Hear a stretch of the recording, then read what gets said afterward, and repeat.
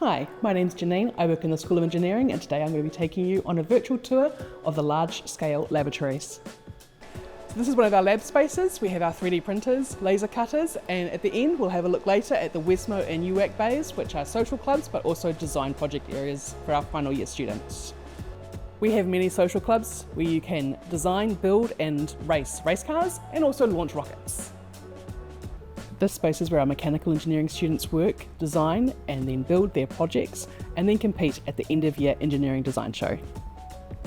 The engineering workshop is a space where our students get to come in on compulsory timetabled workshops and learn how to use all of the equipment safely, lathes, drill presses, etc. Here at Waikato University, I get to build projects from scratch using 3D printers and laser cutters, and I gain a lot of skills that I can then carry over into my professional career. I really enjoy the practical work that we get to do here at Waikato and the really cool projects we get to work on. It also really helps that we have easy access to the mentors and academics here at uni.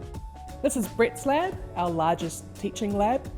It's where our first year students design their boats, and it's where our civil students will build their bridges for the end of year engineering design show Bridge Challenge. So this is a flexible interdisciplinary space, changes and adapts to those who need to use it, such as environmental, civil, materials and process, and chemical and process engineering. This is our capstone project area where our final year students get to work on their larger than life projects, such as the robotic kiwi fruit harvester and the grapevine pruner. The materials processing lab here is where a lot of our research goes on. Our postgraduate students work on exciting projects like turning harakiki fibres into surfboards and blood meal waste into plastics.